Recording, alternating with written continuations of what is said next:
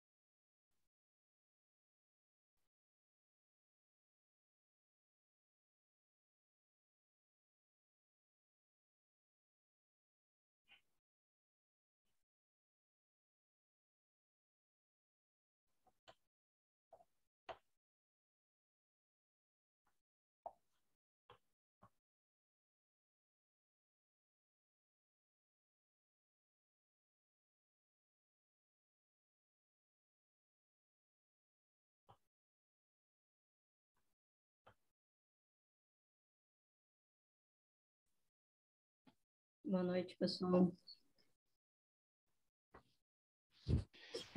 Boa noite. Boa noite, Alice. Boa noite, pessoal.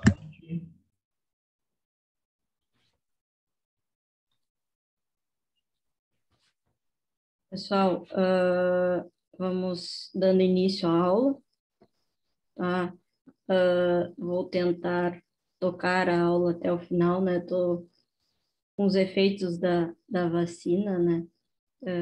Tô com febre e efeito de remédio aí. Dei uma melhorada agora e vou tentar dar aula para vocês, tá? Mas eu não havia sentido nada até o meio da tarde, começou 24 horas depois que eu tomei a vacina, eu comecei a sentir aí algumas reações e um pouco de febre. tá? Mas a princípio dei uma melhorada e vou conseguir dar essa aula para vocês. Qualquer coisa eu aviso aí, tá? A aula de hoje, então, a gente vai falar sobre a questão dos erros, né? Eu já tinha adiantado um pouco ontem. Então, a gente vai definir a questão do erro, quais os tipos de classificação, né? Nós temos basicamente três, né? Os grosseiros, sistemáticos, aleatórios, tá? E a questão do erro absoluto e o erro relativo. Tá?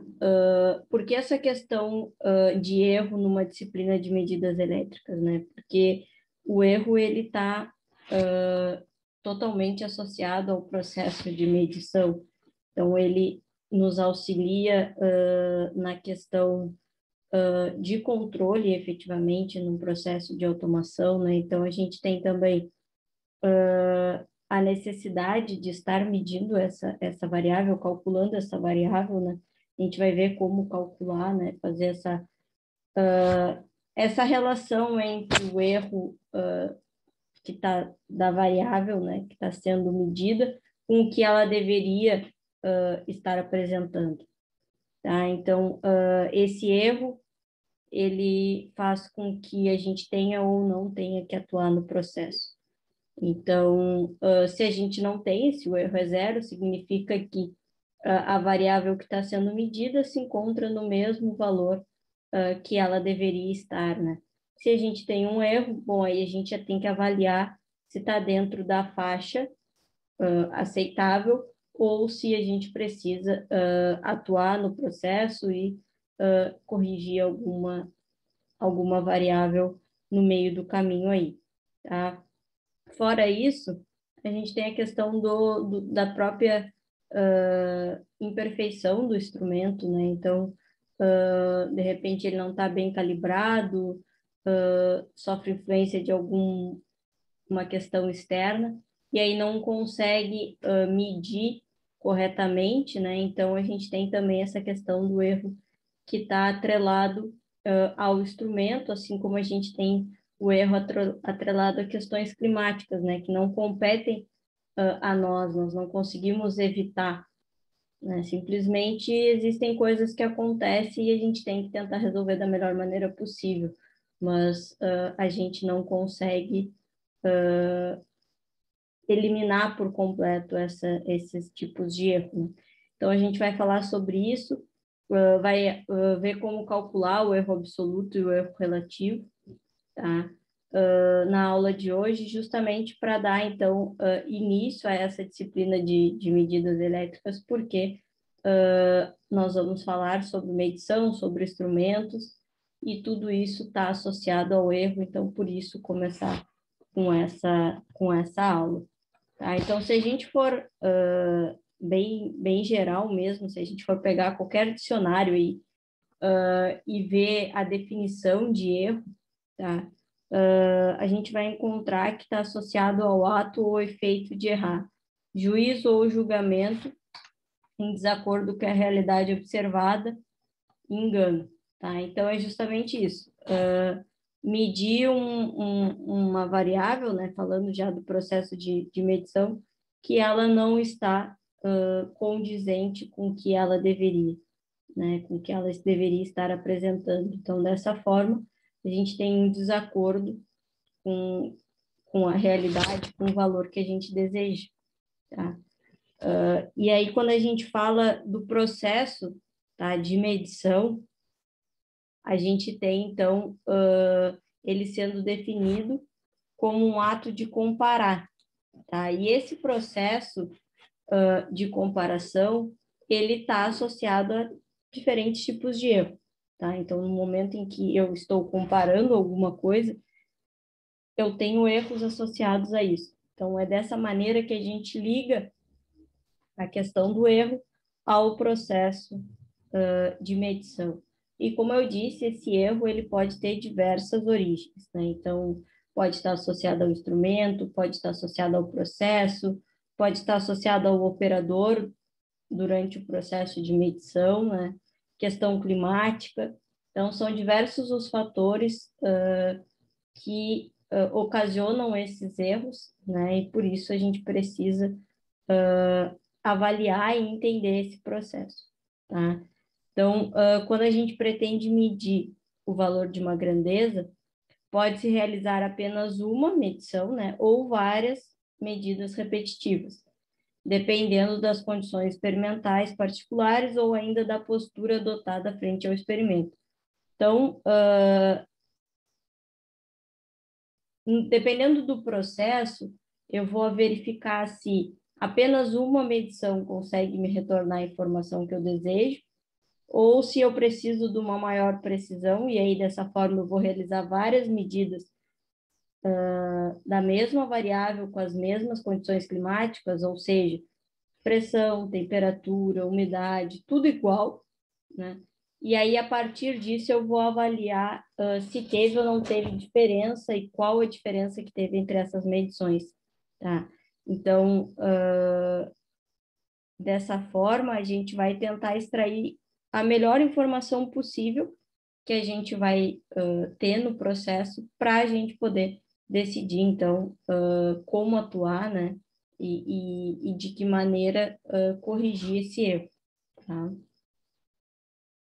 Então, quando a gente traz esse processo de erro para a medição, tá? Então, eu defini lá no início a questão do dicionário, mas vindo para o erro relacionado ao processo de medição, então, toda medida que é realizada por um instrumento, ela apresenta, né, uma diferença em relação ao seu valor verdadeiro, né, da variável física, e o valor que está sendo observado, né? Então, a gente pode dizer que o erro, nesse caso, seria a medida, né? Aquele valor que o sensor, no caso, está me retornando, por exemplo. Tá? Então, vamos pegar o exemplo de um nível, né? Então, eu tenho um tanque onde eu teria que ter esse tanque com um fluido numa altura de 10 metros, tá? E aí eu vou ter a medição, né, um sensor que vai estar medindo, e ele vai me retornar 9,7 metros, né? Então, eu tenho essa diferença entre o que eu estou medindo e o valor efetivamente, né? Isso que a gente chama de erro. Quando a gente fala de automação, a gente apresenta a questão do diagrama de blocos, tá? Vocês vão ver efetivamente isso. Nós temos esse processo de comparação, né? Esse processo de uma malha de controle, uma malha fechada. E aí, nesse processo, então, a gente tem essa medição do erro, tá? Justamente para que o controlador ele receba essa informação e aí ele veja, o erro de 0,02%. Bom, então é um erro aceitável, eu não tenho que fazer nada.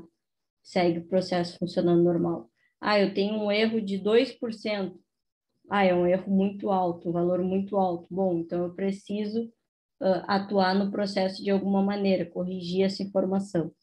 Então, é dessa forma que o erro ele influi no sistema, né? E quando a gente fala do processo de instrumentação industrial, a gente calcula o erro como sendo o valor medido do instrumento, tá? Menos o valor medido no instrumento padrão. Então, seria aquele valor básico, né? Aquele valor ideal que eu tenho que encontrar, tá? Então, a gente tem como calcular esse erro, quantificar essa variável. E essa variável, ela pode ser originada basicamente de três formas, tá? Então, a gente tem a questão dos erros acidentais ou fortuitos, aleatórios, né? Qualquer um desses três, tá? Nomes significa a mesma coisa. Erros sistemáticos ou constantes e os erros grosseiros ou enganos, tá? Nós vamos falar especificamente sobre cada um deles, tá? agora definindo, então, o que origina cada um desses erros, né? Começando pelos erros aleatórios.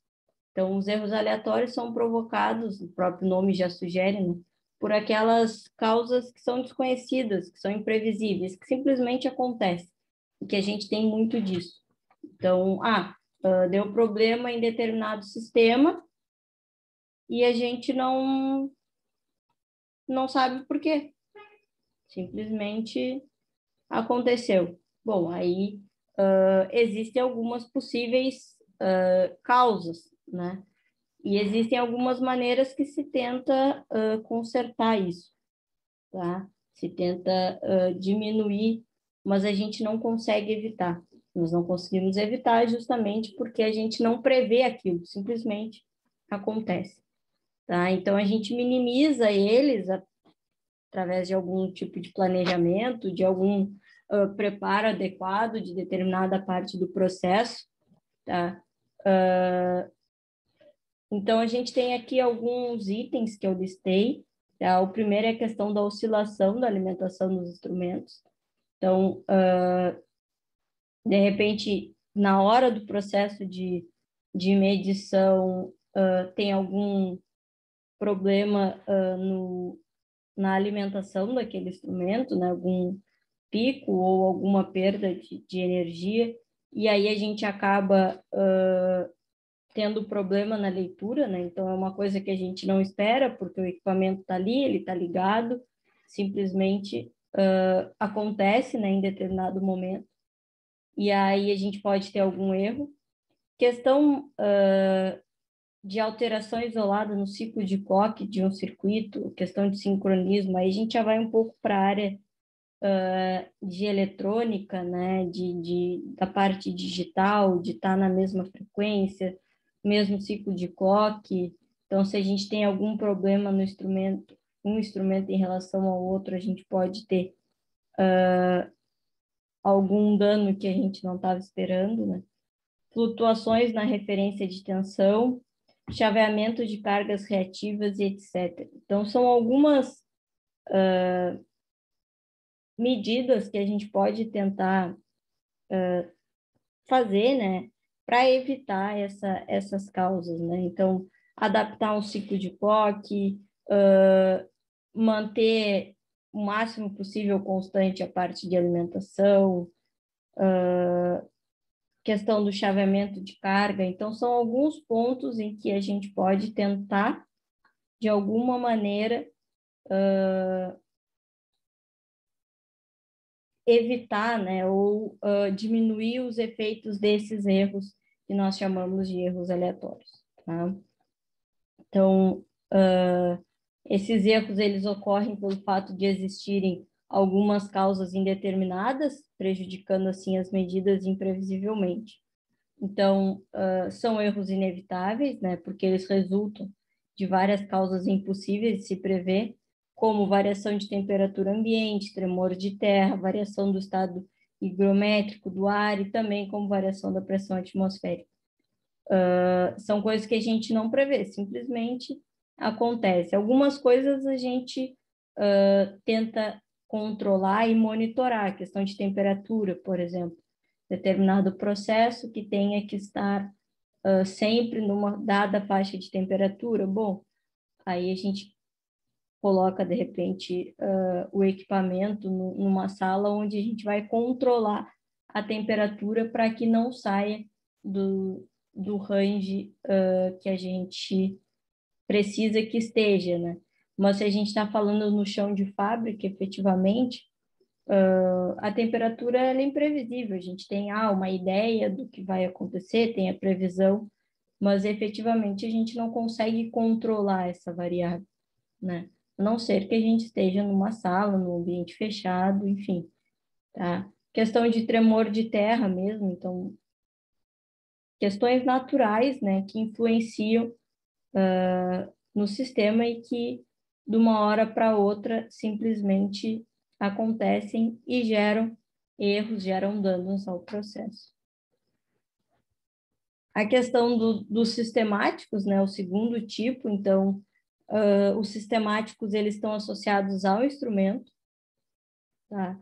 Então, são erros provocados por desgastes, falhas ou descalibração dos instrumentos ou por algum fator ambiental externo, tá? Então, está associado ao instrumento, né? Enquanto o outro está associado a diversas causas, questões climáticas, imprevisíveis. O erro sistemático, se eu perguntar para vocês, né? Ele está associado ao instrumento. Então, um instrumento que está mal calibrado, um instrumento, por exemplo, que é com bateria e que ele está começando a ficar com uma bateria um nível mais baixo, né? Efetivamente, o desgaste, né? Com o tempo, os equipamentos eles vão sofrendo desgaste, até pelas condições climáticas também, né? Vão influenciando. Então, a gente tem que levar isso em consideração, né?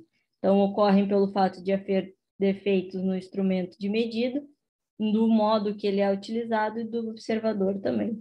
Então, de repente, uma utilização errada também do instrumento pode ocasionar um erro desse tipo, tá? Mas os erros sistemáticos são erros que a gente consegue evitar se a gente comparar com os erros anteriores. Por quê?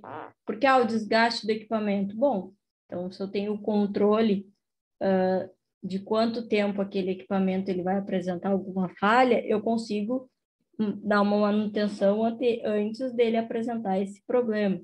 Se ele está descalibrado, bom, então eu vou lá e vou fazer o processo de calibração, ou vou monitorar a vida útil dele é de tanto e tanto tempo, então eu tenho que fazer a substituição. Então, são maneiras que a gente consegue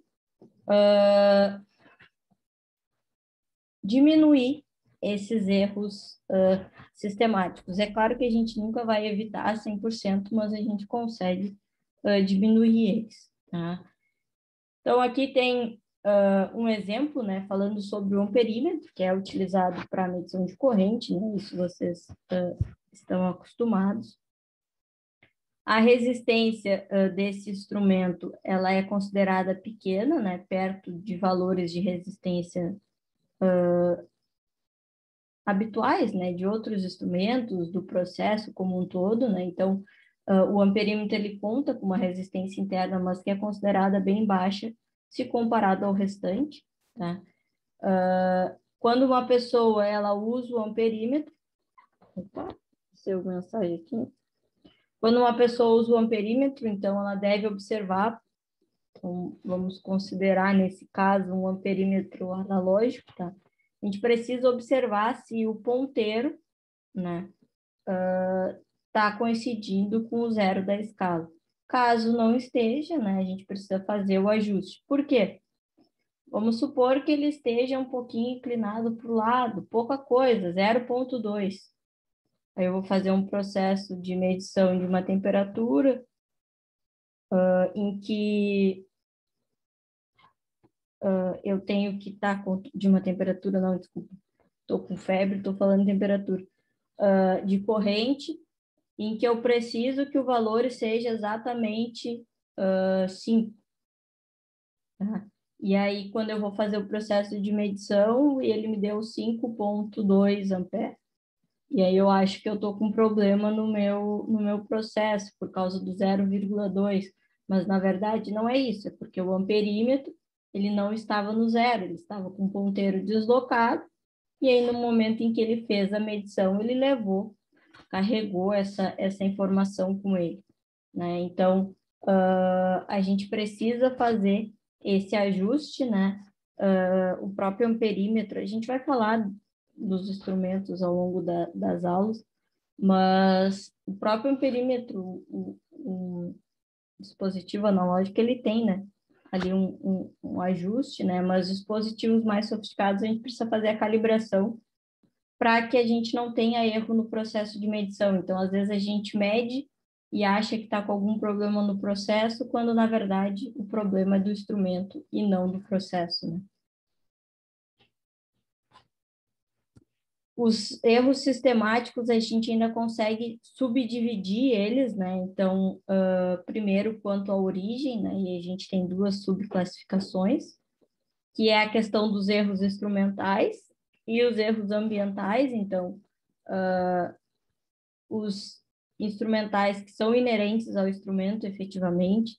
Então, devido a uma estrutura mecânica, ao circuito eletrônico, erro de calibração, ruído, desgaste do instrumento, não linearidade. Então, diversos fatores associados efetivamente ao instrumento, tá?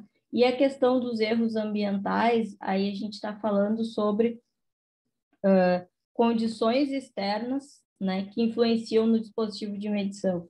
Então, eu não estou falando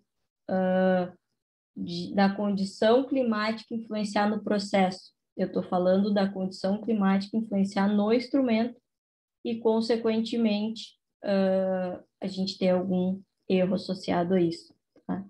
Então, questão de temperatura, umidade, campos eletromagnéticos, a gente tem muito disso, tá? A influência do campo eletromagnético de um campo no outro, né? Campo eletromagnético, campo eletrostático, enfim. E aí a gente precisa estar avaliando esses itens. Também conseguimos classificar quanto à resposta, né? Então, também em duas subclassificações, os erros estáticos e os dinâmicos, tá? Os estáticos, quando as características de operação ou limites do instrumento são excedidos, né? Então, quando a gente utiliza o instrumento para uma aplicação que ele não comporta, né? A gente precisaria de um instrumento, de repente, com uma maior faixa de medida, com alguma outra característica diferente, que alguém aguente determinada temperatura, enfim, né? E a questão dos erros dinâmicos, que está associado ao atraso na propagação da informação, tá? Então, dependendo do instrumento, eu tenho ali dentro algum sistema que calcula alguma variável, por exemplo, e que me retorna a informação que eu desejo, mas que não é a informação efetivamente que eu meço, tá? E aí a gente tem sempre um atraso nesse processo entre o que eu vou medir e o resultado que eu vou obter, tá? E aí esse atraso, ele pode provocar erro. Por quê? Medir a variável agora, só conseguir a informação alguns milissegundos depois, quando eu efetivamente estiver vendo a informação, de repente ela nem está mais com aquele valor, tá? Por quê? Porque ele já alterou, isso é uma mudança constante. Então, se eu tenho um delay muito grande para retornar a informação que eu medi, no momento em que eu retornei a informação, talvez ela já não esteja igual ao valor que está sendo mostrado, né? Então, tem essa questão desse erro dinâmico, justamente porque eu não consigo medir e já mostrar a informação, tá? Eu tenho esse delay aí, e esse delay pode fazer com que eu esteja vendo uma informação que já não é mais correta.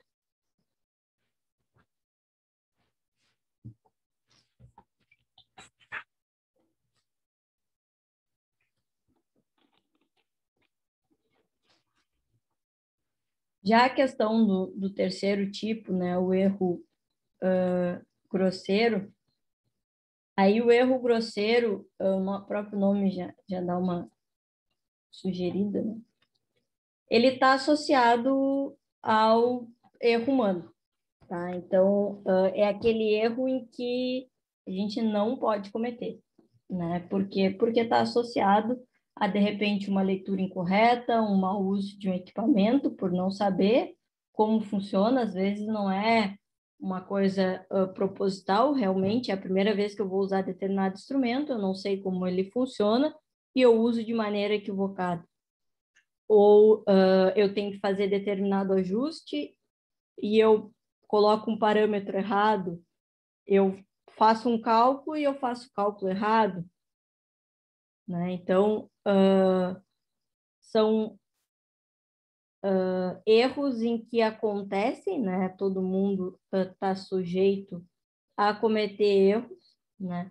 Mas que são erros que a gente precisa evitar, né? Então, erros relacionados ao funcionário, né? Ao operador, ao ser humano, são erros que a gente tenta dar suporte para que eles não aconteçam. Então, determinados cursos, né, se vai se utilizar equipamentos diferentes, questão da experiência, né, ou a falta dela, né, são itens em que a gente precisa avaliar, tá? Então, não é... Eu sei que é difícil, né, nesse meio competitivo e nesse meio industrial, mas você sempre tem que pensar que, de repente, parece bobagem, mas um uso inadequado do instrumento pode acarretar em problemas. Então, não deveria ser motivo de problema isso, né? Mas acaba sendo. Então, não sei usar um instrumento, bom, tem alguém que está mais tempo na empresa que faz esse serviço, perguntar como funciona, para ver, para usar da forma correta, tentar se informar, ou às vezes a gente faz as coisas correndo, né? Eu sei que a rotina tempo é dinheiro nesse meio, e aí a gente precisa fazer tudo o mais rápido possível, mas daqui a pouco um uso inadequado ocasiona um problema pior do que tu demorar mais 10, 20 minutos ali para usar o instrumento. E a falta de experiência é o ponto-chave desse tipo de erro, tá? Então, quando a gente fala de erros grosseiros, a gente está falando de erros associados ao ser humano e que estão muito atrelados à questão da experiência do profissional em mexer e lidar com equipamentos, com o processo como um todo, tá? Então, aqui tem um exemplo bem simples, tá? Simples mesmo, de um erro grosseiro, mas que às vezes pode acontecer, tá? Então, se uma pessoa não conhece um sistema métrico para poder efetuar a medição do comprimento do cano de um fuzil, por exemplo, ela pode errar feio, pois se ela medir esse cano e passar a informação para o outro setor de que ele mede 50 metros, logo de cara, essa informação estaria errada, porque não seria 50 metros, e sim 50 centímetros. Isso ocorre, pois a pessoa realizou a medição, não tem conhecimento da utilização do metro no padrão de medida. Então, é um exemplo bem simples, mas que pode acontecer. Ou, por exemplo, fazer o desenho de uma figura, de uma peça que tem que ser recortada, e aí ali eu passei a informação errada. Ou coloquei um número errado, coloquei uma unidade errada, e aí essa informação ela vai para o outro gestor, que não está sabendo, só recebeu um projeto ali, um papel, e ele vai executar aquilo que está ali naquele papel. E aí acaba, né, que a informação veio com algum problema do setor anterior, eu não tenho como saber, sigo o projeto, e aí só lá na frente que vai se detectar que teve problema, tá? Então, e às vezes é uma bobagem. Olhei ali, deu 10. Aí vou passar para o papel, fui fazer outra coisa, não sei o quê. Putz, quanto era o valor mesmo? Acho que era 12. aí já foi com um erro aí que pode não dar em nada, né? Como pode acarretar em problemas maiores, tá? Boa noite, Alice. Boa Eu estava noite. falando aí, eu me lembrei de uma história. Eu trabalhei na Transpetro, numa terceirizada, Uhum. e nós fazia descarga de combustível. E aí tinha um operador lá, e ele era um coroa bem na manha, ele andava assim, e chegou um pessoal novo, uns novatos lá, pessoal novo, cheio de teoria, cheio de eu sei tudo, né? E aí tinha uma bomba para descarregar, essa bomba da descarga, ela tinha uma manha para funcionar, ela não funcionava de qualquer jeito. Principalmente pela manhã, até tu colocar o primeiro caminhão e descarregar, ela custava. Então tinha que abrir um dreno até sair o produto, aí abrir um outro segundo dreno para tirar o ar da linha, tudo mais, para que o motor da bomba puxasse, senão ela só patinava e não puxava. Os caras vinham e tentava, aí o cara, quando vê, vinha aquele coroa, bem na mãe, cheio de experiência, e Já em menos trabalhando de um no minuto ele processo há algum fazia tempo. funcionar. Em menos de um minuto ele fazia funcionar. E os caras às vezes não sabe nada. E o cara sabia tudo pela experiência, né? Que tu falou o erro por não conhecer o equipamento, né? Claro que no caso ali o tempo era o dinheiro, né? Que um caminhão que custava descarregar era tempo que tu estava perdendo. Né? Então Sim. não era um erro de maiores dimensões, mas era um pequeno erro por não querer ouvir a voz da experiência ali, né? Então, ali é o último ponto, né, que antes dessa parte aí foi, né, ver Questão com da quem é mais experiência. experiente, né? Ouvir a voz da experiência muitas vezes, né? E isso acontece, porque às vezes essas empresas, principalmente antes, quando a gente não tinha a questão do processo automatizado, né? Nós éramos muito dependentes do operador. E aí essas empresas, elas acabavam ficando com aquele funcionário por muito tempo e ele que acaba sabendo como funciona tudo da empresa. E daqui a pouco o cara se aposenta ou ele muda de setor e aí o resto cai, parece que de paraquedas ali, né? E aí fica pensando, pô, mas como que isso funciona? E aí o cara que está lá, aposentado, tinha tudo na cabeça, né? Era ele que fazia aquilo funcionar. Então, a questão da automação acabou que tu fica menos dependente do profissional, do operador, né? Mas tu precisa também de uma mão de obra mais qualificada para lidar com esses sistemas, né? Mas essa questão da experiência parece que não é, mas ela é extremamente importante. Teve uma determinada empresa da Barra em que em uma parada precisava corrigir um problema no equipamento, né? E eles tiveram que recorrer a um ex-funcionário que estava aposentado, tiveram que ir lá, o dono da empresa foi na casa do funcionário pedir para ele ir lá ajudar a resolver esse problema. Por quê? Porque só ele sabia. Como não tinha dado problema até então, desde a saída dele, ficou por isso mesmo. E aí, quando deu o problema, quem resolve? Vai lá e chama o fulano em casa, e aí ele passa o problema, ou passa a solução, né, para quem está na empresa atualmente, né? Então, a gente acabava tendo essa dependência do funcionário, até por ele fazer as coisas, às vezes, do seu jeito, né? Só ele fazia, e aí o cara saía, e aí quem entrava não sabia como o processo funcionava, né? Eu sou a prova viva disso, Alice. Eu trabalhei 10 anos, mais de 10 anos, nos rebocadores da classe Abaísa, que estava em Rio Grande, o Abaísa e o David. Aí a companhia pegou e tirou um rebocador. No outro mês ela pegou o outro e jogaram os dois para Paranaguá. O pessoal de Paranaguá não estava acostumado com aquele tipo de rebocador.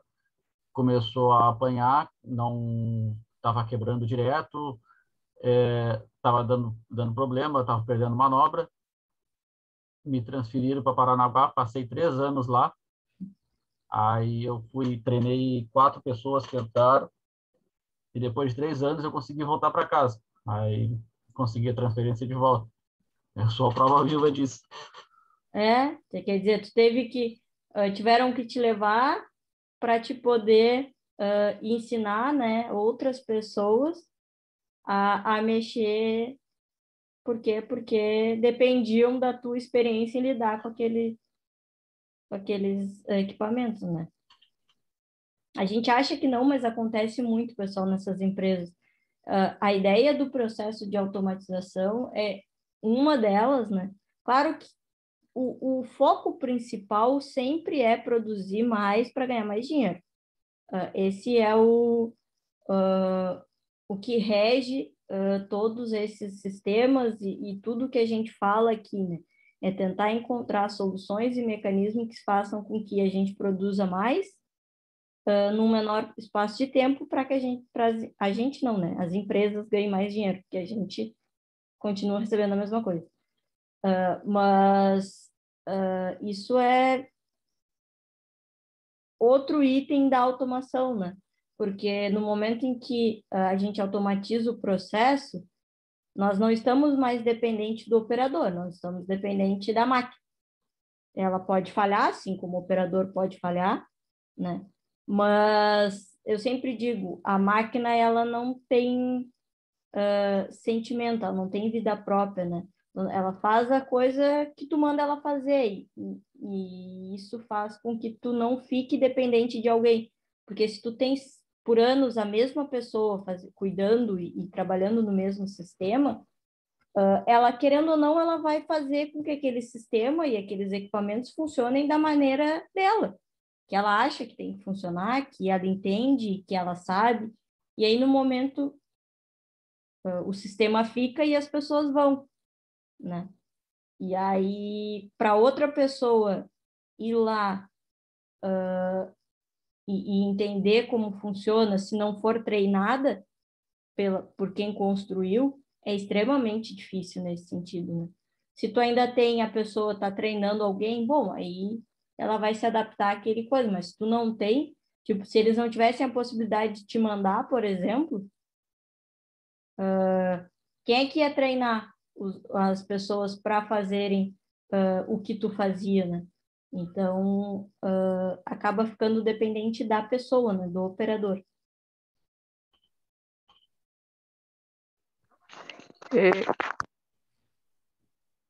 Esses dias aconteceu lá na empresa, lá a gente trabalha com 2 tombadores, e aí um deles não estava levantando.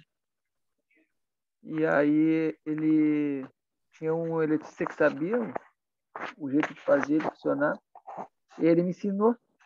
Aí tá, a gente testamos, quando ele desceu onde fica o sistema, ele falou assim para mim: agora tu já tens conhecimento, faz dele o que tu quiser. Aí eu esperei, agora já era, já até botei no grupo já dos eletricistas, todo mundo já sabendo. Eu disse, não era para ter feito isso. Como se quisesse só que a gente soubesse para depender da gente para fazer uma coisa simples que às vezes os caras não viram, mas aí tipo, eu acho que conhecimento é bom para passar para todo mundo. Tu passa o conhecimento para as pessoas não ficarem só dependendo de ti, sabe? Tipo, claro, o cara tem que ser humilde para querer aprender, para escutar, mas é bom os outros saber também, porque imagina se só o cara sabe, se um dia acontece não tem e a gente está lá e ele não está, a gente vai ter que ligar para ele poder ensinar para o cara por telefone. É bom o cara passar conhecimento, trocar conhecimento com os outros, porque às vezes até um sabe uma coisa, sabe outra, acaba se complementando. Compartilha informação, né? Isso. É bom de fazer isso. É que eu acho que com a questão da concorrência que tem hoje no mercado, acaba que a pessoa pensa, pô, se eu sei isso e os outros não sei, eu tô na frente deles, né? Se vou tirando o meu da reta, se tiver que demitir alguém, pô, eu sei uma coisa que ninguém sabe, então vou ficar só eu com essa informação, que eles vão ficar sempre dependentes de mim. Só que não é bem assim que funciona, né? Até porque pode ser que em algum momento tu esteja do outro lado, né? A gente nunca se coloca do outro lado, a gente sempre quer tirar proveito da solução pro nosso bem, né? Mas a gente sempre tem que pensar do outro lado. Pois se eu tivesse do outro lado, tivesse sozinho no turno e eu tivesse que fazer o tombador funcionar e eu não sei que eu vou fazer. oi, eu sei que tem alguém que sabe, né? Então, a gente sempre tem que pensar nisso. A gente tem que ficar, né, por méritos, não por guardar segredo ou por alguma coisa funcionar, só eu sei, né? Mas por méritos de trabalhar bem, de fazer o serviço que mandam, por ter conhecimento, por ter estudo, enfim, e não por não compartilhar informação com colegas de serviço, né? Porque esse tipo, se, como tu falou, às vezes eu tenho um fulano que sabe alguma coisa e eu não sei sobre a fábrica. Às vezes tu pode ser demitido ou sofrer alguma penalidade por fatores que vêm ocorrendo no teu dia a dia de trabalho, né? Acaba que é complicado, mas tipo, meu pensamento é, se um dia eu chegar no nível que eles têm de conhecimento, eu quero, se eu tiver alguém para trabalhar comigo, eu quero passar para ele de um jeito que ele entenda, um jeito fácil, um jeito que ele consiga trabalhar sozinho sem depender de mim. Sem ter que ficar ligando pro cara depois para descobrir por que não funcionou aqui, por que não funcionou ali.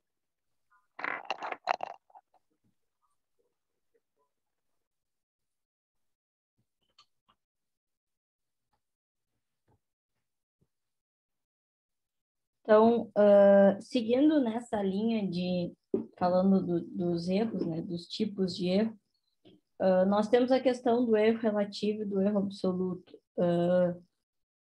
Provavelmente vocês já devam ter ouvido falar em um desses termos, tá?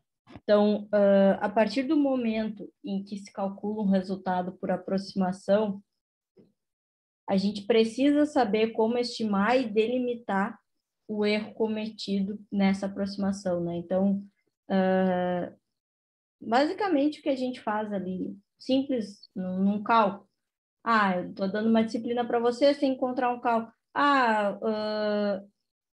Deu 4,9 a resposta, aí vocês vão lá e colocam 5. Vocês fizeram uma aproximação do resultado que vocês encontraram.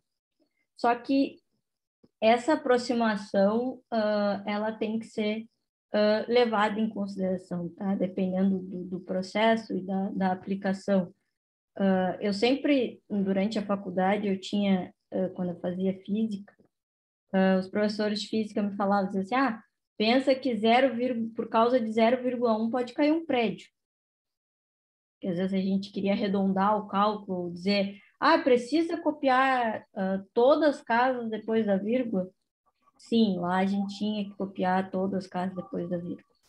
Por quê? Porque arredondar ou aproximar o valor pode ter problemas mais lá na frente, né? Problemas de projeto. Então, nós temos erros associados a isso, né? Então, todo esse processo de aproximação, arredondamento, truncamento que a gente vai ver, nós podemos expressar em relação a erro absoluto ou erro relativo, tá? Quando a gente fala do absoluto, então ele representa o valor de erro ou engano ao medir algo. Depois a gente vai ter um exemplo para tentar tornar isso mais fácil. E o erro relativo compara o erro absoluto com o tamanho real do objeto medido. Então, para obter o relativo, eu tenho que ter o absoluto, tá? Então, aqui um exemplo bem simples para tentar explicar isso para vocês. Vamos supor que eu tenho uma variável, que é x, tá? E que esse x é o valor absoluto de um número. Então, um valor no mundo real, tá? E o y é o valor aproximado, é aquele valor que eu estou medindo. O erro absoluto seria essa diferença, seria a diferença entre o valor absoluto do número e o valor que está sendo medido, o valor aproximado, tá? Já o erro relativo, ele está associado à divisão do erro absoluto pelo valor absoluto, né? Então, ele relaciona o valor que eu calculei com uma das variáveis, tá? O que seria isso num exemplo, tá? Eu tenho 2 árvores, tá? Vamos pegar esse exemplo. E aí eu olho e digo, Putz, eu acho que elas estão a uma distância... Aqui no caso está em FT, tá? Mas vamos considerar metros. Eu acho que elas estão a uma distância de 18 metros entre uma e outra. Mas isso é uma coisa que eu acho, olhando, tá? Olhando ou medindo essa informação a passos, por exemplo. Eu vou pegar, eu vou dar... dei 18 passos. Então tem 18 metros. Outra coisa é aquele valor real, onde eu vou pegar um instrumento e vou lá e vou calcular a medida e vou ver que a distância entre uma árvore e outra é de 20 metros, tá? Então, eu tenho essas duas informações.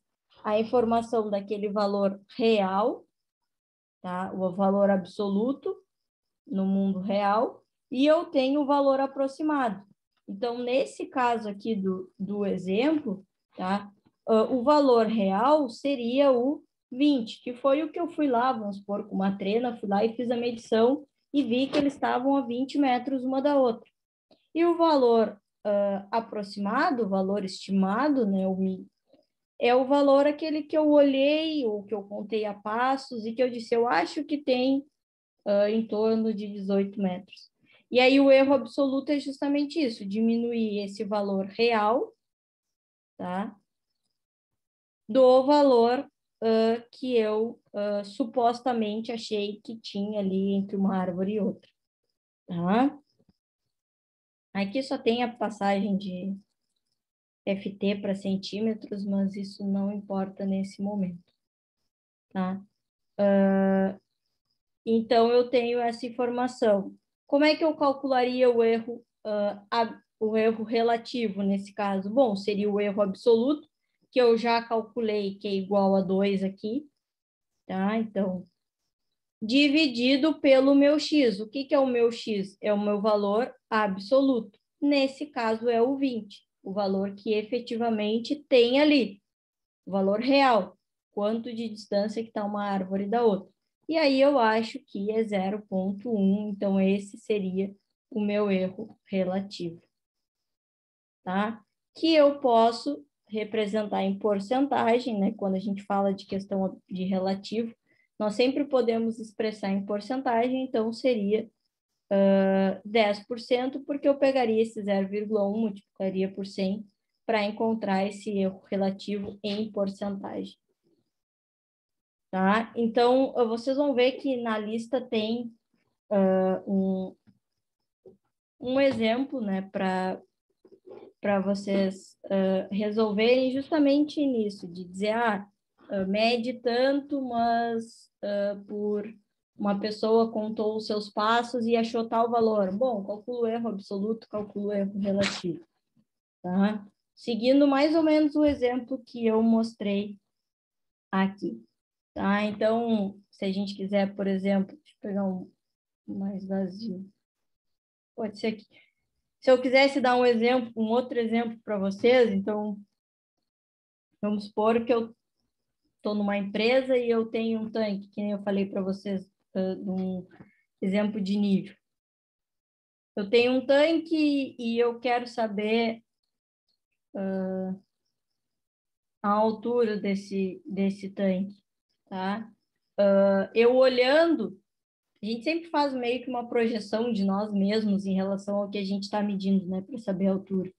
Aí eu digo, eu acho que esse tanque tem 9 metros.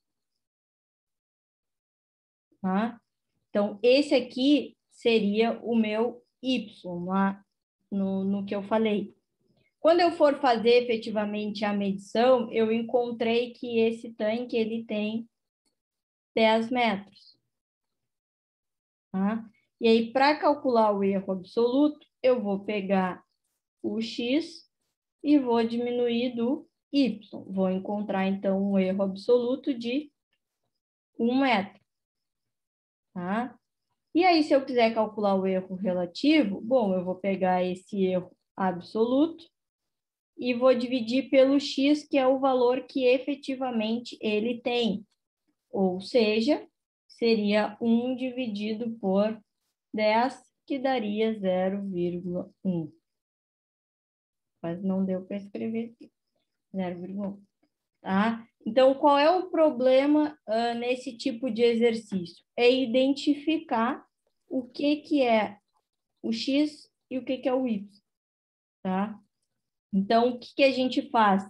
Nós sempre associamos o X ao que está sendo medido por um instrumento, por uma trena, e o Y é aquele achômetro. Eu acho que tem, ou eu contei os passos, ou eu medi com a palma da mão. Não é feito por um instrumento, né? Eu acho, eu estimo aquele valor usando o mecanismo que eu achar que serve para aquela ocasião. O Y, professora, então é medição exata? Não, o X é a medição exata. O X. O X, pensa assim, o cômodo da tua casa. Aí a tua sala. Bom, uma coisa é tu fazer a medição com a trena, de uma parede à outra. A outra é tu contar os passos e dizer, eu acho que tem 6 metros. Quando, na verdade, tu vai medir com a trena e ele vai ter 6,5 metros. Tá, então é o X que é exato, né? Isso. Tranquilo.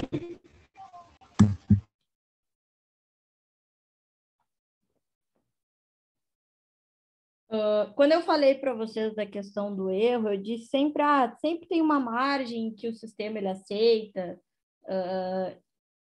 que a gente trabalha. Quando eu falo esse tipo de coisa, até quando eu dou aula de automação e estou apresentando a questão da malha de controle, eu costumo usar o exemplo do ar-condicionado, né?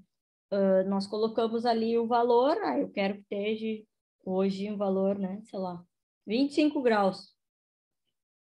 E aí, em determinado momento, ele alcança essa temperatura e o ar ele desliga, né? E ele só vai voltar a funcionar quando ele fugir daquela margem que é aceitável. Então, tanto para mais quanto para menos. Um sistema de controle, ele sempre tem isso. Porque senão acaba virando um on-off, né? Eu quero que esteja em 25, aí ele chegou em 24,9, o ar-condicionado liga, ele chegou em 25, ele desliga, chegou em 25,1, ele... Então, acaba virando um on-off. Então, eu sempre trabalho com uma margem, que a gente diz que é um erro máximo admissível, né? O quanto nós podemos permitir que tenha variação da variável em que eu estou controlando, que eu estou monitorando, né? Então, seria o valor absoluto do extremo do erro de medição. Então, eu tenho um valor de referência conhecido, né, aceito por especificação do instrumento, por regulamentações, enfim, foram feitos uma série de testes, né? É estabelecido por norma, e aí eu sei que tal instrumento ele pode ter um erro, por exemplo, máximo admissível de 1%. Então, se eu tiver que calcular, aí eu vou calcular 1% para mais, 1% para menos, e aí eu vou saber a variação que eu posso ter de erro naquele instrumento, né? Então, é assim que o sistema de controle automatizado ele funciona, né? A gente tem o que a gente fala que é um range, o limite inferior, o limite superior, máximo que eu posso aceitar. Quando foge desse valor, aí sim eu efetivamente vou atuar no processo, né? Porque a gente sempre quer o erro igual a zero, ou seja, significa que o valor que eu estou medindo é o valor que eu queria que estivesse o sistema. Mas a gente sabe que sempre tem uma oscilação e a gente só precisa saber o quanto a gente pode permitir de oscilação, né? Isso varia de instrumento para instrumento, de processo para processo, né? De variável para variável, tá? Depois a gente tem a questão do erro de truncamento, né? Que ele está associado ao método numérico, né? Então, quando eu tenho um processo matemático que tem um resultado infinito, né? Eu tenho que, em algum momento, truncar, né? Então, por exemplo, uma dízima periódica na matemática, né?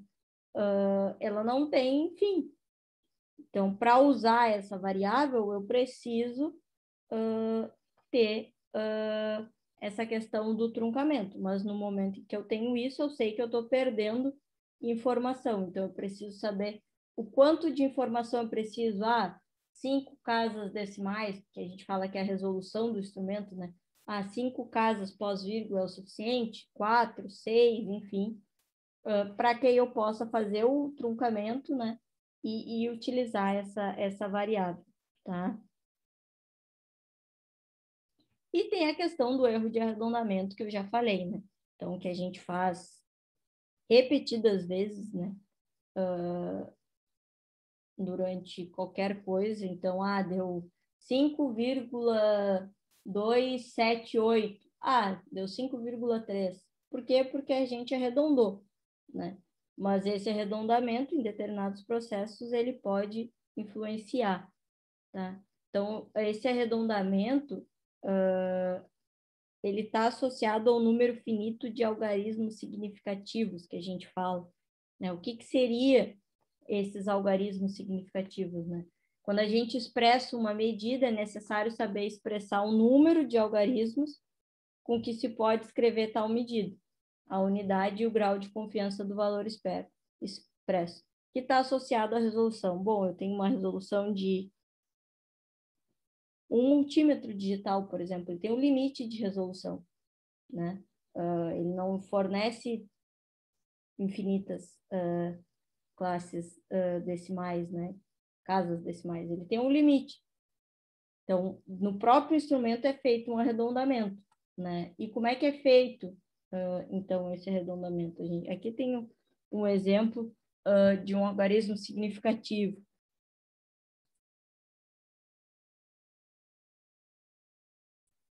Não entendi o que eu... Enfim.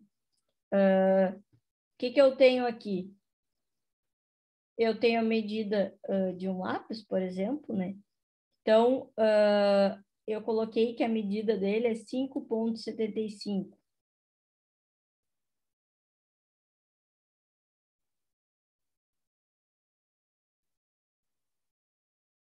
Tá? Se eu colocar aqui, tá? Na linha que eu tracei, tá? Eu achei 5,7. Tá? Então, quer dizer, eu não encontrei exatamente o valor que está aqui, mas eu tenho isso aqui, ó, eu tenho essa variação de mais ou menos 0,05 para mais ou para menos. Então, eu posso encontrar 5,7 ou eu posso encontrar 5,8, que vai estar dentro da faixa aceitável para aquele dispositivo, para aquele equipamento. Tá? Então, é assim que a gente indica o quanto que a gente tem de tolerância, podemos dizer assim, tanto para mais quanto para menos, relacionado a esse instrumento. O que seria a questão dos algarismos significativos, né? Então, o algarismo significativo seria tudo, 5,75, né? E aí eu tenho a questão do algarismo correto e o primeiro algarismo duvidoso. O que é isso? Eu não sei se aqui efetivamente é 5, porque eu posso ter encontrado o valor 5,746, e aí, como eu só posso mostrar com 2 casas decimais, eu arredondei para 5,75. Por quê? Porque o 6 faz com que eu aumente uma casa aqui. Então, sempre o último número, ele é duvidoso, porque eu não sei se efetivamente é 5 ou se ele foi arredondado para 5, tá? Então, eu tenho a questão dos que estão corretos, né? Que são todos aqueles, exceto o último, porque aí eu tenho certeza que não houve arredondamento. Mas o último eu sempre vou ter essa dúvida, tá? E esse processo de arredondamento, a gente já está mais acostumado a fazer, né? Quando a gente fala do 1, 2, 3 e 4, a gente arredonda para baixo, né? Então, por exemplo, se eu tenho, que nem aqui, 3,14 e eu quero mostrar com uma casa só, eu vou colocar 3,1. Por quê? Porque é 4, eu não tenho que aumentar o valor anterior. Tá? A mesma coisa aqui, 2,73, o que eu tenho que fazer? Reescrever como 2,7 porque o valor é 3, então eu não tenho que aumentar a casa anterior. Diferente do que acontece com 6, 7, 8 e 9. Tá?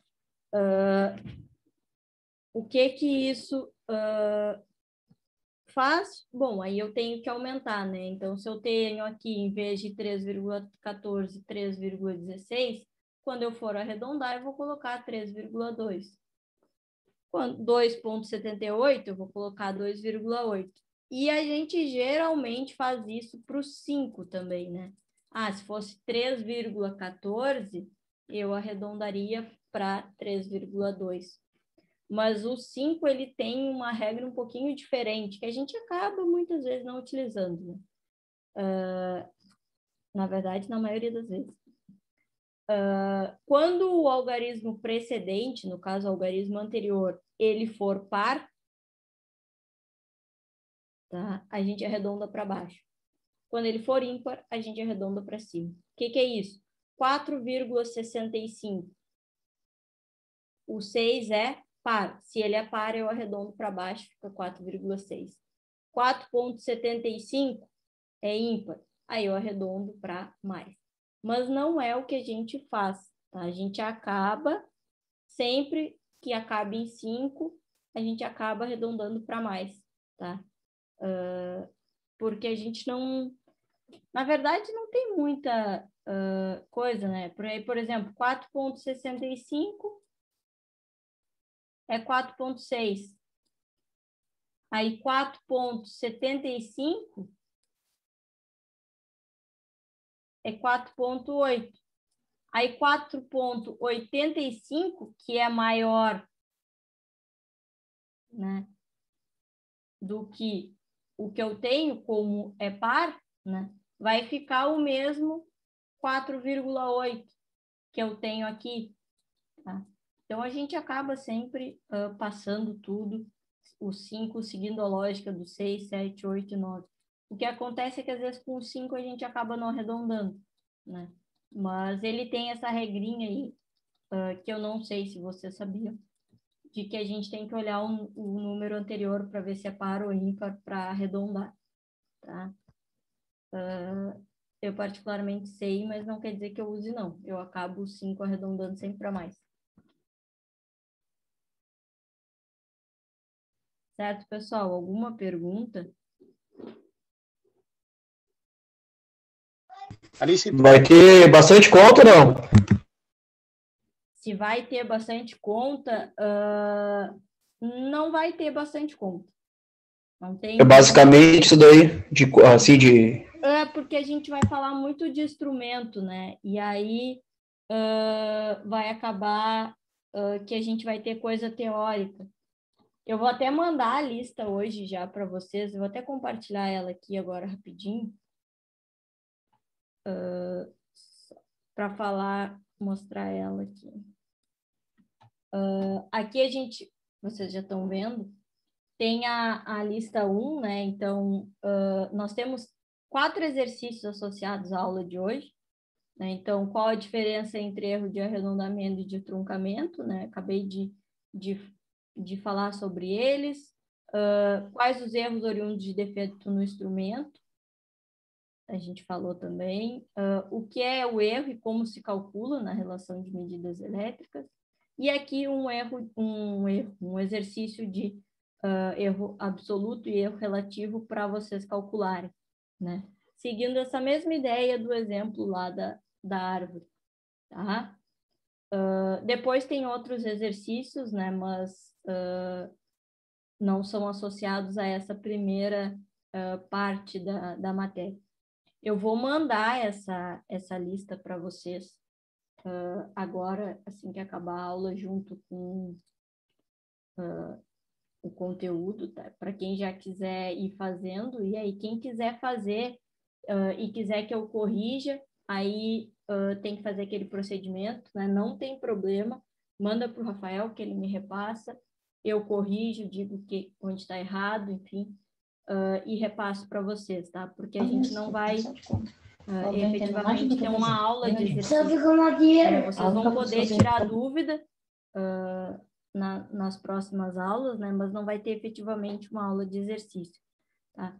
Eu vou sempre no final, acabei a aula, vou sempre deixar para vocês tirarem dúvidas, né, pessoalmente, ou para resolver os exercícios, com exceção de hoje, porque eu realmente ainda estou sob o efeito do coisa e já Você está valendo nota esse exercício, hein, professor? Não vai ser entregue, não vai valer nota, tá? Mas é aquela coisa, vocês já fizeram disciplina comigo e sabem, né? Fazer a lista vai facilitar muito a vida de vocês na avaliação, né? Porque eu faço Sim. avaliação baseada na lista. Eu não vou avaliar ela, mas eu posso corrigir. Quem fizer e quiser me mandar, manda através do Rafael, não tem problema. Eu faço o processo de correção, digo o que está certo, o que está errado, porque vai ajudar vocês na avaliação. Mas a gente vai sempre ter o final da aula para discutir. Não entendi tal exercício. Mesmo que não seja do assunto do dia, né? Mas exercícios anteriores, eu sempre vou deixar a aula. Então, por exemplo, agora vocês querem fazer os exercícios, eu vou mandar a lista. Já está fresco na cabeça, eu quero fazer esses 4 exercícios. Amanhã, quando eu acabar a aula, se quiser tirar dúvida desses exercícios, pode tirar, não tem problema. Tranquilo, obrigado.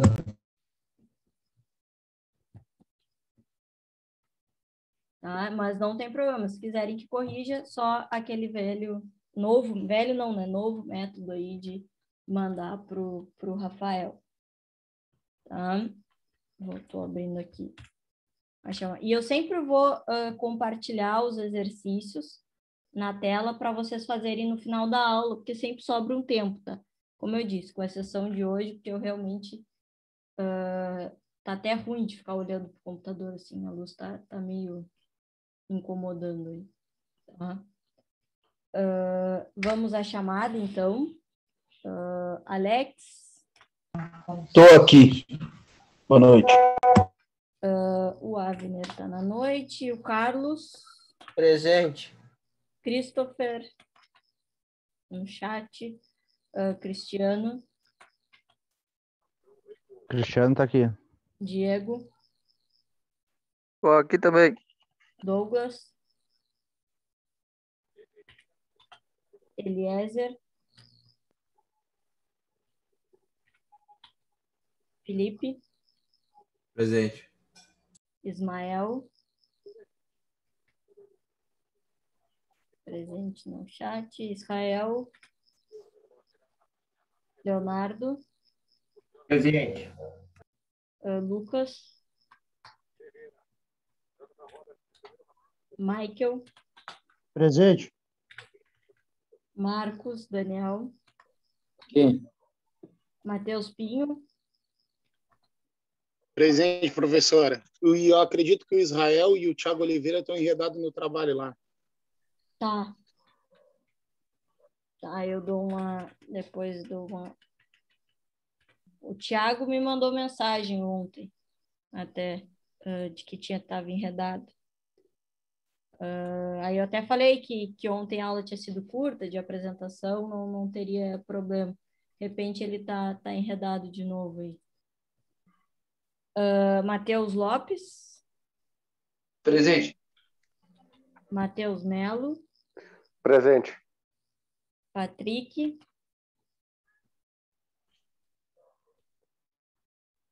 Tiago Rous? Presente. Tiago Borges? Alice, desculpa aí, Patrick, presente. Tá, tranquilo, Patrick. Tiago Oliveira, que o colega já falou, e o Wagner. Aqui, presente. Tá, eu vou mandar agora o material para vocês, vou mandar a lista aí para quem quiser começar, e aí amanhã a gente continua, então, e tire eventuais dúvidas para quem já quiser fazer os exercícios. Certo, pessoal? Alguma pergunta sobre a aula de hoje, alguma coisa?